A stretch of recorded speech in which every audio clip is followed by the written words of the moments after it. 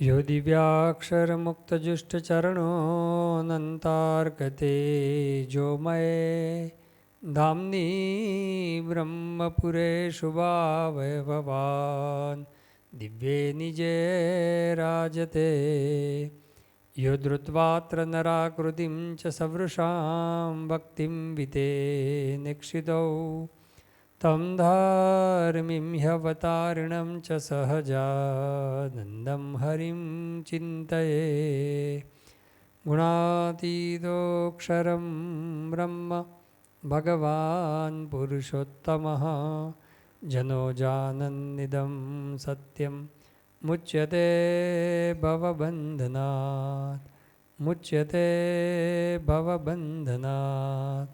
श्री स्वामिनारायण भगवाननी जय। अक्षर पुरुषोत्तम महाराजनी जय।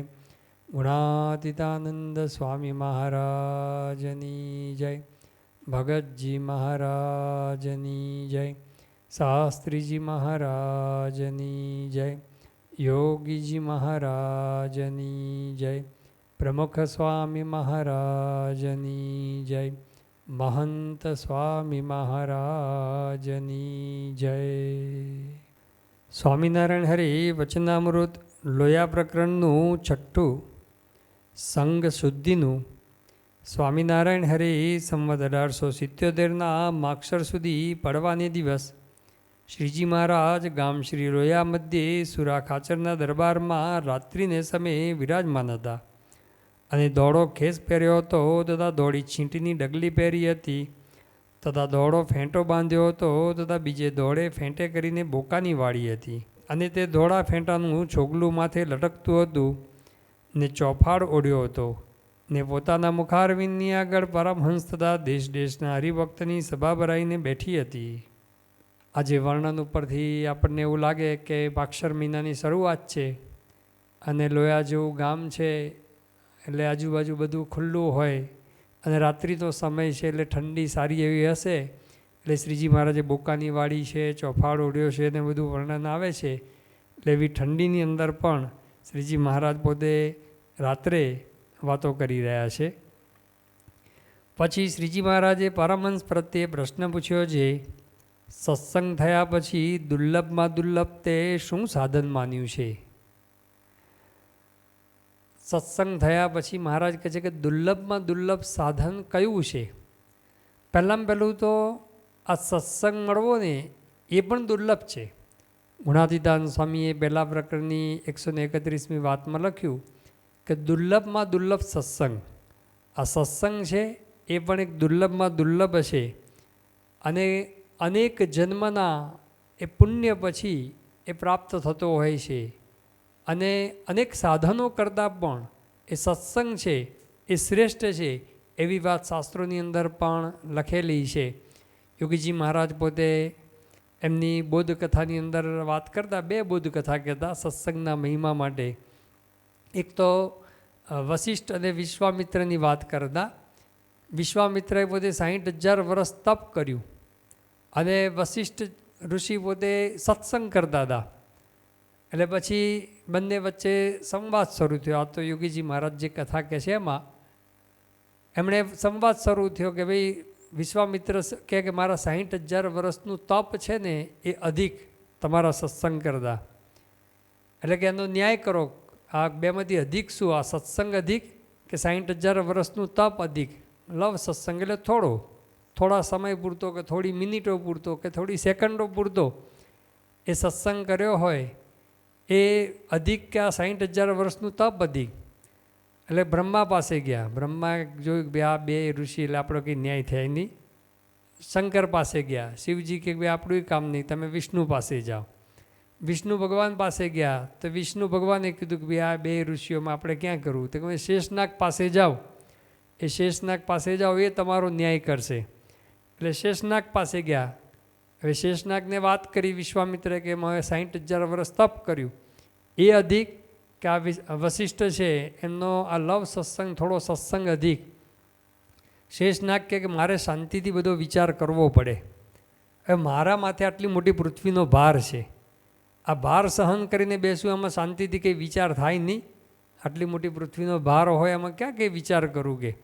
એટલે એક કામ કરો, વિશ્વામિત્રને કીધું તમે 60,000 વર્ષનું તમારું તપ મૂકો, જેથી કરીને આ પૃથ્વીનો ભાર એ મારો હળવો થાય, પૃથ્વી થોડી ઊંચી થઈ જાય મારા માથેથી. એટલે વિશ્વામિત્રે 60,000 વર્ષનું તપ મૂક્યું, પણ પૃથ્વી 1 ઇંચ પણ ઊંચી થઈ નહીં. પછી વશિષ્ઠે પોતે કે મારો આ લવ સત્સંગ એનું પુણ્ય મૂકું છું, તો પૃથ્વી તરત જ યોગીજી મારે કે 1 વેંચ જેટલી અદ્ધર થઈ ગઈ. એટલે આમાં કંઈ ન્યાય કરવાનું રહ્યું નહીં, ઓટોમેટિક ન્યાય થઈ ગયો. આ તો યોગીજી મહારાજ બહુ જ કથા કહેતા કે મૂળ તો 60,000 વર્ષ સુધી તપ કરીએ એના કરતાં પણ એ સત્સંગ એ અધિક છે. બીજી વાત યોગીજી મહારાજ બહુ જ કથામાં નારદજીની વાત કરતા. એકવાર નારદજીએ ભગવાનને કીધું કે સત્સંગનો મહિમા શું છે. એટલે ભગવાને કીધું કે આનો જવાબ હું નહીં આપું, કે પૃથ્વીલોકમાં જાઓ અને ત્યાં આગળ ફલાણા ગામમાં જાઓ ને ત્યાં આગળ એક કીડાનો જન્મ થયો છે, બધું છાણ વાસીદું હોય બધું ગોબર જેવું, એની અંદર એક કીડાનો જન્મ થયો છે, એને જઈને તમે પૂછજો એટલે તમને સત્સંગનો મહિમા કહેશે. નારદજીએ ત્યાં જઈને તરત સત્સંગનો મહિમા પૂછ્યો કીડાને કે ભાઈ સત્સંગનો મહિમા શું. કીડો મરી ગયો. એટલે તરત ભગવાન પાસે પાછા ગયા કે ભગવાન આ તો કીડાએ કંઈ જવાબ ના આપ્યો અને મરી ગયો હતો. ભગવાન કે કાંઈ વાંધો નહીં, હવે એ જ ગામમાં તમે જાઓ અને ત્યાં ગામ બહાર પેલો વડ છે ત્યાં આગળ પોપટનું બચ્ચું એનો જન્મ થયો છે, એ પોપટના બચ્ચાને પૂછજો. નારદજીને થયું કે પોપટ તો બોલતો હોય છે, જેમ પ્રકારે બોલાવીએ એટલે પોપટ બોલતા શીખ્યો હશે.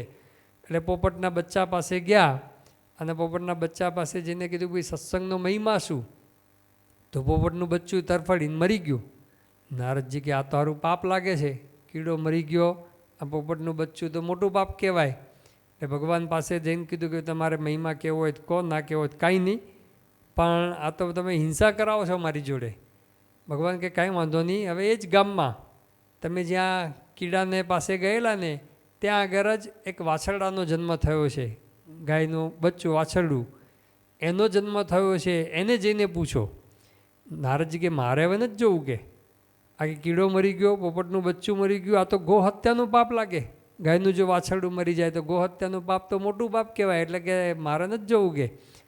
અને ભગવાને પરાણે મોકલ્યા, ગયા અને ગયા ને પછી વાછરડાને ઉપર હાથ ફેરવ્યો અને બધું નિરખીને જોયું ને થઈ ગયું સરસ મજાનું વાછરડાનો જન્મ થયો છે, ગાયનું બચ્ચું છે. તો એ ભગવાને કીધેલું એટલે પૂછ્યું કે ભાઈ સત્સંગનો મહિમા શું. આવું પૂછ્યું તો ગાયનું વાછરડું ધબ લઈને પડ્યું અને એ મરી ગયું. એટલે નારદજી તો દુઃખી થઈ ગયા કે આ ગો હત્યાનું પાપ ભગવાને મને આ વળગાડ્યું. અને પછી ભગવાન પાસે જઈને ધુઆ પુઆ થઈને ગયા કે તમારે સત્સંગનો મહિમા હવે સાંભળવો નથી ને કાંઈ નથી, અને મારે તો આ મોટું પાપ લાગી ગયું. ભગવાન કહે કે એમ નહીં, હવે એક કામ કરો, હવે એ જ ગામનો રાજા છે ને એ રાજાને 60 વર્ષે કુંવરનો જન્મ થયો છે, રાજકુમારનો જન્મ થયો છે, એટલે એને જઈને પૂછો. નારદજી કે હવે નથી જવું, કે કીડો મરી ગયો ત્યાં સુધી વાંધો નહીં, પોપટનું બચ્ચું મરી ગયું વાંધો નહીં, ગાયનું બચ્ચું મર્યું એટલે ગોહત્યાનું પાપ તો લાગ્યું, પણ હું તો સલામત છું હજુ. હવે રાજાનો કુંવર મરી જશે ને તો મને ફાંસીએ દેશે, કે મને કે સીધે ફાંસીએ જ દેશે, માટે ત્યાં ન જવાય. ભગવાને બહુ સમજાવ્યા કે જાઓ જાઓ આ વખત તો જવાબ મળી જ જશે એમ કરીને મોકલ્યા. અને રાજકુંવરનો જન્મ થયેલો બધો આનંદ ઉત્સવ હતો અને રાજાએ આનંદની અંદર હતા. અને એમાં નારદજી પધારે એટલે એકદમ વધારે આનંદ થઈ ગયો કે રાજકુંવરનો જન્મ થયો ને આવા સંત મહાત્મા પધારે એટલે એના આશીર્વાદ મળે, અને એના આશીર્વાદ મળે રાજકુંવરને એટલે કે આપણા ભાગ્યશાળી કહેવાઈએ. એટલે એમ કરીને આગતા સ્વાગતા કરી અને જમાનાની રીત પ્રમાણે ચરણ ધોયા, નાન તેને બધું કર્યું અને કીધું કે અમારા રાજકુમારનો જન્મ થયો છે, તમે આશીર્વાદ આપવા પધારો. એટલે નારદજી મનમાં વિચાર કરતા હતા કે આ આશીર્વાદ મારા ભારે પડી જવાના છે, પણ બધાએ ભગવાનમાં વિશ્વાસ રાખી અને પોતે ગયા.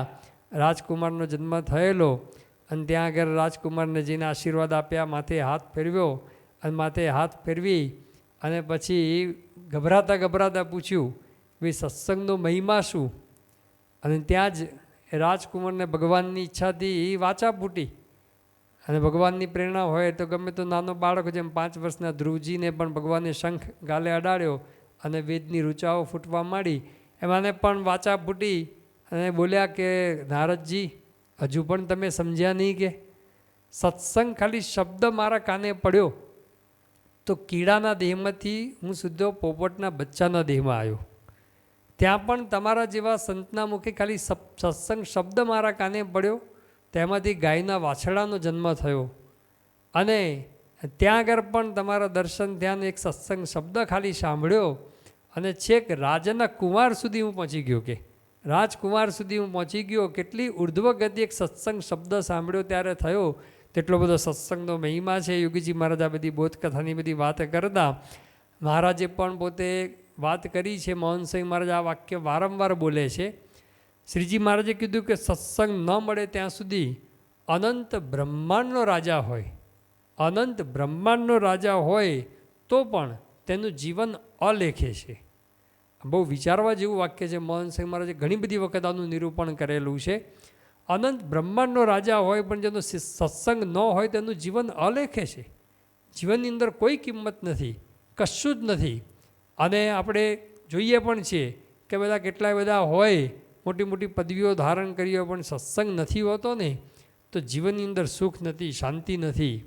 અને જીવનની અંદર અપૂર્ણપણું એ હંમેશા રહેતું હોય છે. જે સત્સંગ હોય અને સામાન્ય પરિસ્થિતિ હોય તો પણ એને પૂર્ણ સંતોષ એ આપણને જીવનની અંદર જોવા મળે છે.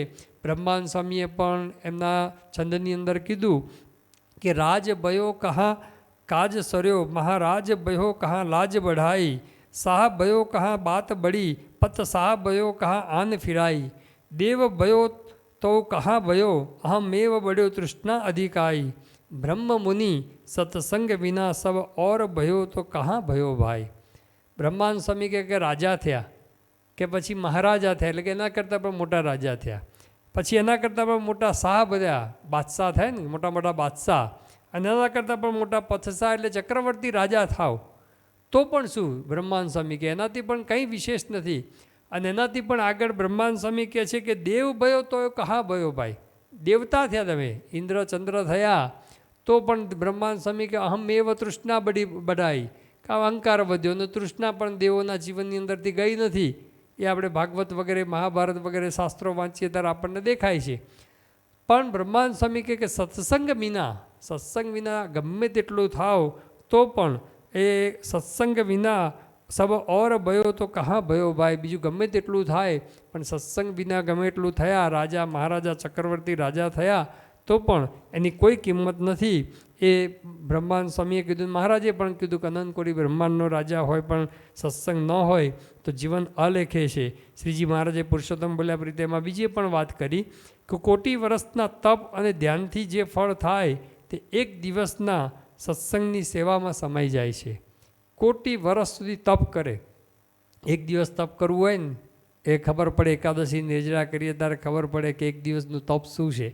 પણ મહારાજ તો કહે છે કે કોટી વર્ષ તપ કરે, કરોડ વર્ષ સુધી તપ કરે ને ધ્યાન કરે, તેના કરતાં પણ આ સત્સંગની સેવા, આ સત્સંગ એ અધિક છે એવી મહારાજે વાત કરી.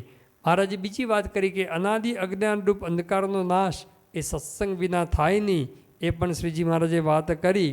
અને શ્રી કૃષ્ણ ભગવાને પણ ભાગવતની અંદર એકાદશ સ્કંદ એનો 12મો અધ્યાય અને એનો પહેલો ને બીજો શ્લોક છે એની અંદર વાત કરી છે. શ્રીજી મહારાજે આ બંને શ્લોકનો ઉલ્લેખ મધ્યના 54મા વચનામૃતની અંદર ગુજરાતીમાં મહારાજે પોતે કરેલો છે. એમાં શ્રી કૃષ્ણ ભગવાન પોતે કહે છે કે ન રોધયતી મામ યોગો ન સાંખ્યમ ધર્મ એવ ચ ન સ્વાધ્યાયસ તપસ્ત્યાગો નિષ્ઠાપૂર્તમ ન દક્ષિણા વ્રતાની યજ્ઞ છંદાંસી તીર્થાની નિયમા યમાહ યથા અવરુંદે સત્સંગ સર્વસંગાપહોહિ મામ.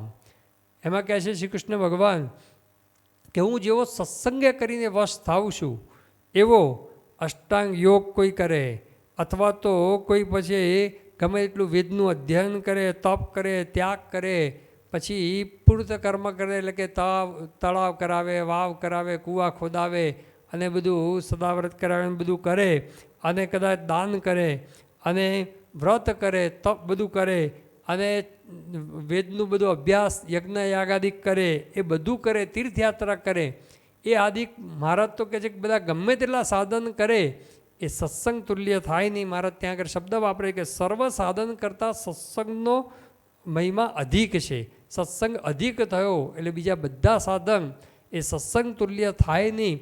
એટલે સત્સંગ એ સર્વ કરતાં એ અધિક છે એવી મહારાજે પોતે વાત કરી. શ્રીજી મહારાજે કીધું કે સત્સંગ વિના એ ખોટ પણ ટળતી નથી. મહારાજે પ્રથમના 30મા વચનાવળમાં કીધું કે સત્સંગ વિના બીજા કોટી સાધન કરે, કરોડો સાધન કરે સત્સંગ વિના, પણ તેને ઘાટની કે રજોગુણાદિક ગુણની નિવૃત્તિ થતી નથી. કે જે કોઈ રીતે ગાંઠ ટળે નહીં એ સત્સંગે કરીને ટળે છે. બીજા કોટી સાધન કરે તો પણ એ ગાંઠની નિવૃત્તિ થતી નથી. માટે સત્સંગનો પ્રતાપ અતિશય મોટો છે અને બીજા સાધન છે તે કોઈ સત્સંગ તુલ્ય થાય નહીં. મહારાજ કે બીજા સાધન છે કોઈ ગમે તેટલા સાધન છે એ સત્સંગ તુલ્ય થાય નહીં. સારંગપુરના 9મા વચનામાં પણ મહારાજે કહ્યું અતિ સાચે ભાવે કરીને જો સત્સંગ કરે તો મહારાજ કે કોઈ જાતનો દોષ હૈયામાં રહે નહીં અને દેહ છતાં જ બ્રહ્મરૂપ થઈ જાય. જો અતિ સાચે ભાવે સત્સંગ કરે તો મહારાજ કહેતા દેહ છતાં બ્રહ્મરૂપ થઈ જાય અને દોષ માત્ર એ ટળી જતા હોય છે. એટલો બધો સત્સંગનો મહિમા એ શ્રીજી મહારાજે એ વચનામૃતમાં, સ્વામીની વાતોમાં પણ ગુણાતીતાનંદ સ્વામીએ અને શાસ્ત્રોમાં પણ સત્સંગનો અપરંપાર મહિમા કીધો છે. એટલા માટે તો મહંત સાહેબ મહારાજે પણ સત્સંગ દિશાની શરૂઆતની અંદર જ આ વાત કરી છે કે આપણને આ મનુષ્ય દેહ પ્રાપ્ત થયો છે એ મનુષ્ય દેહ એ ભોગ વિલાસ માટે પ્રાપ્ત થયો નથી. આ દુર્લભ મનુષ્ય દેહ છે, જેમાં સત્સંગ દુર્લભ છે, મનુષ્ય દેહ પણ દુર્લભ છે. તો દુર્લભ એવો મનુષ્ય દેહ એ ભોગ વિલાસ માટે પ્રાપ્ત થયો નથી, કારણ કે વારંવાર મળતો નથી. લૌકિક વ્યવહાર માટે પણ પ્રાપ્ત થયો નથી. એ તો શ્રીજી મહંત સાહેબ મહારાજે કીધું કે લૌકિકો વ્યવહારસ્તુ દેહ નિર્વાહ હેતુ કહ. દેહ નિર્વાહ માટે લૌકિક વ્યવહાર કરવો પડે, પરંતુ નૈવસ પરમમ લક્ષ્યમ અસ્ય મનુષ્ય જન્મનઃ. આ મનુષ્ય જન્મનું પરમ લક્ષ્ય એ લૌકિક વ્યવહાર પણ નથી. તો શેના માટે આ મનુષ્ય દેહ મળ્યો છે? તો કે નાશાય સર્વદોષાણામ બ્રહ્મ સ્થિતે રવાપ્તયે કર્તુમ ભગવતો ભક્તિમ અસ્ય દેહસ્ય લંબનમ. કે આ સર્વ દોષનો નાશ કરવા માટે અને બ્રહ્મરૂપ થઈ ભગવાનની ભક્તિ કરવા માટે આ મનુષ્ય દેહ પ્રાપ્ત થયો છે. આ બધું પ્રાપ્ત કેવી રીતે થાય? સર્વમ ઇદમ હિ સત્સંગાત લભ્યતે નિશ્ચિતમ જનૈહિ. આ દોષનો નાશ પણ સત્સંગથી થાય, બ્રહ્મરૂપ થઈ ભગવાનની ભક્તિ એ પણ સત્સંગે કરીને પ્રાપ્ત થતી હોય છે.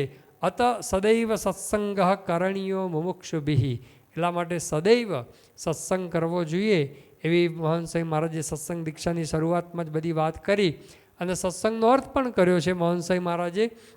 એમાં લખ્યું સત્યસ્ય સ્વાત્મન સંગ સત્યસ્ય પરમાત્મન સત્યસ્ય ચ ગુરો સંગ સચ્છાસ્ત્રાણમ તથૈવ ચ વિજ્ઞાતવ્યમ ઇદમ સત્યમ સત્સંગસ્ય લક્ષણમ કુર્વન એવમ વિદમ હિ સત્સંગમ સ્યાત સુખી જન.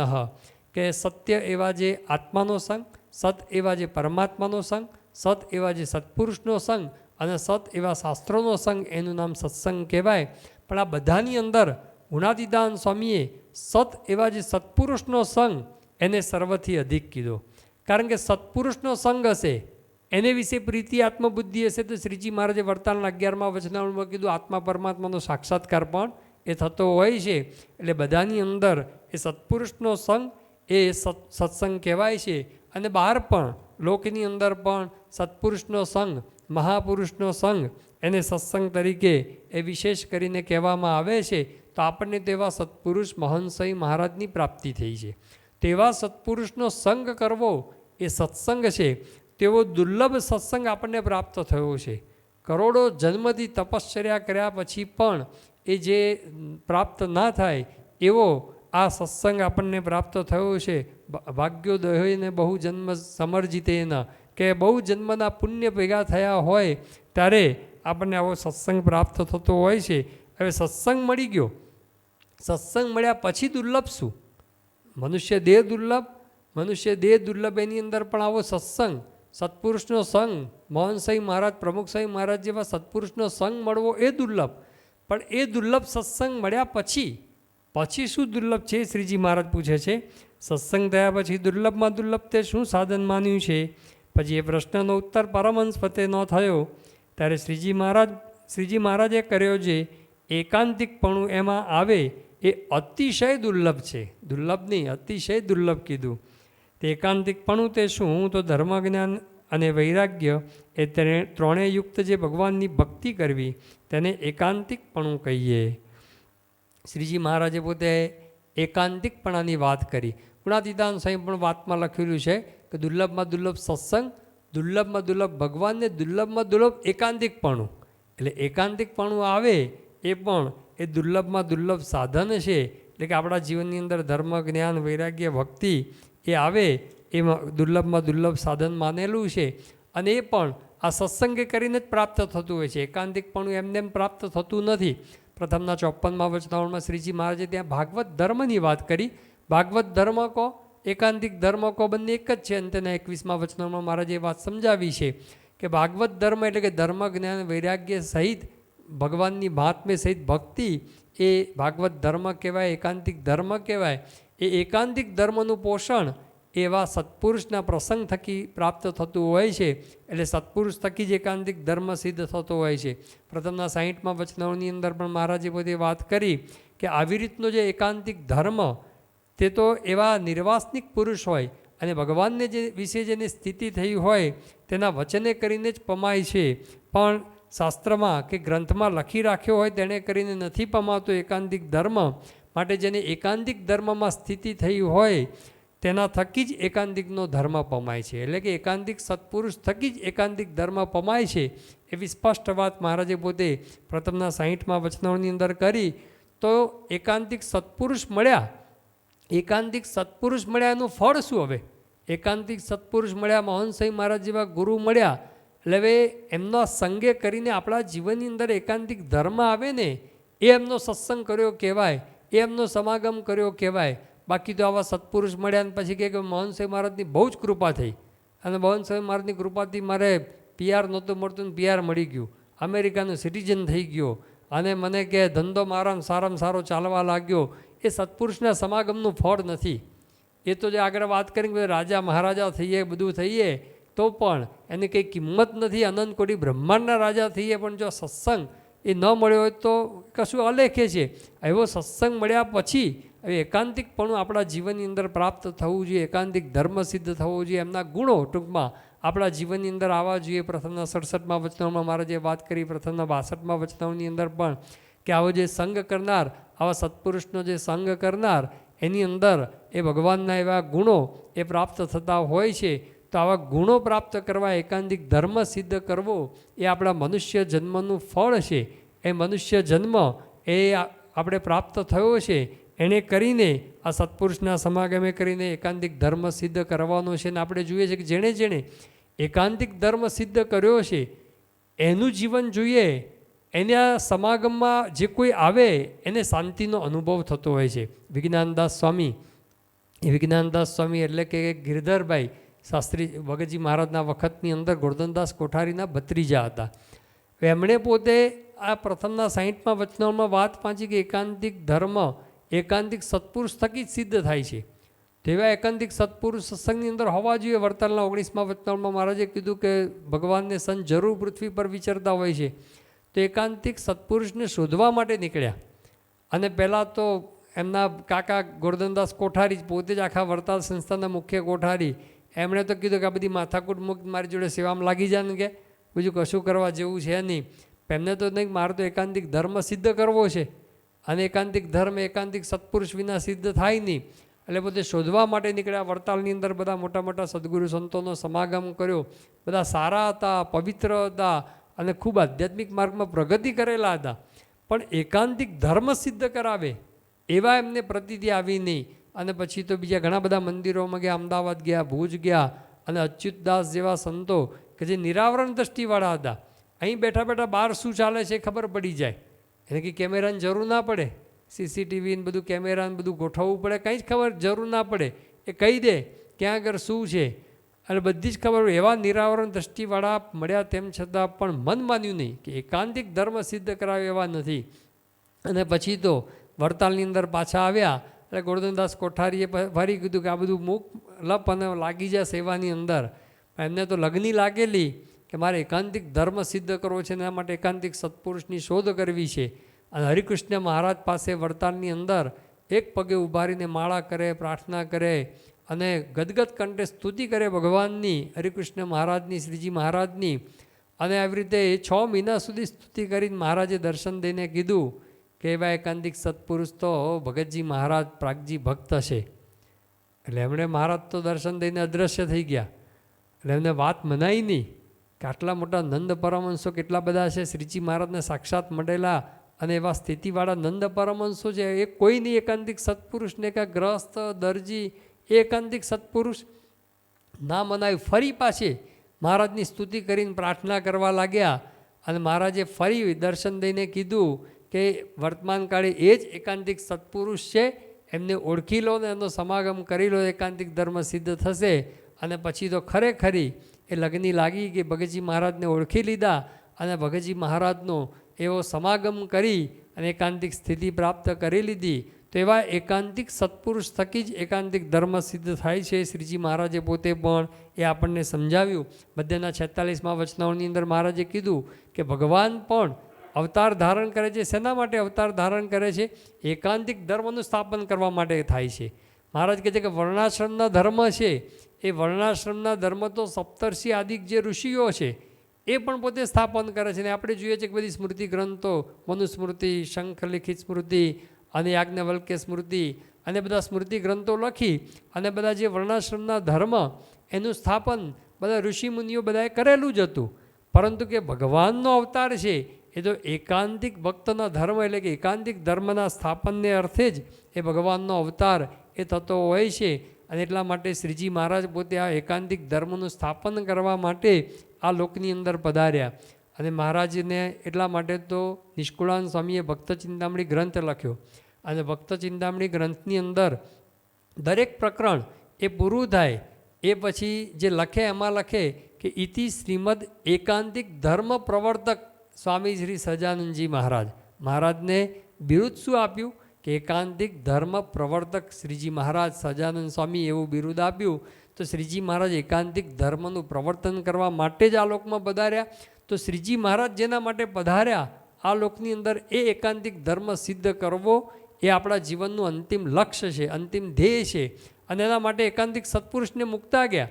શ્રીજી મહારાજે બધા પ્રાગટ્યના 6 હેતુ કીધા. એમાં પણ કીધું કે એકાંતિક ધર્મનું આ પૃથ્વી પર સ્થાપન કરવું અને એકાંતિક ધર્મનું આ પૃથ્વીનું તળ રહે ત્યાં સુધી પ્રવર્તન રહે એના માટે એકાંતિક સત્પુરુષ દ્વારા પોતે પ્રગટ રહ્યા.